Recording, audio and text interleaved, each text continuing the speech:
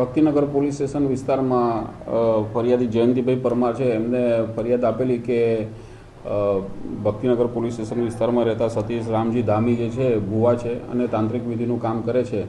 અને એ જે ફરિયાદી છે એમના છોકરા ઓસ્ટ્રેલિયા રહે છે અને આ ધાર્મિક વિધિમાં જાણકાર હોય ને એમનો કોન્ટેક્ટ થયેલો એમના છોકરા મારફતે, અને ત્યારબાદ એમના પિતાજી અહીંયા રહેતા હોય એમને એનો કોન્ટેક્ટ કરેલો અને વારંવાર કંઈક ઘર કંકાસ અથવા ગમે તે પ્રોબ્લેમ હોય તો હું સોલ્વ કરી આવીશ એવી બાંયધરી આપીને એમને એમના પર વિશ્વાસ આવેલો અને તૂટક બેંકના ટ્રાન્ઝેક્શનથી પૈસા તેમજ અમુક રોકડા રૂપિયા એમ કરીને કુલ 24 લાખ રૂપિયા આ તાંત્રિકને આપેલા અને કામ ન થતાં અને એમને અસંતોષ થતા એ બાબતે ફરિયાદ ચીટિંગની અને વિશ્વાસઘાતી BNS કલમ 318(4) તેમજ 354 મુજબ આપેલ છે.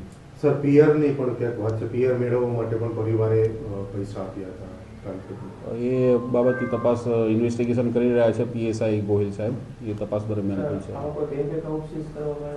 હા, આ કામના આરોપીનું છે જેમાં પૈસા જમા થયેલા એનું સીઝ કરવામાં આવ્યા છે જેથી એ આરોપી ઉપાડી ના શકે એના માટેની કાર્યવાહી કરવામાં આવે છે. 24 લાખ, કુલ 24 લાખ રૂપિયા છે. એમાંથી ક્રેટા ગાડી એ કબજે કરેલ છે આરોપીની, આઈફોન કબજે કરેલ છે અને જે પૈસા જે બેંક એકાઉન્ટમાં જમા થયેલા છે એ બેંક એકાઉન્ટ સીઝ કરવામાં.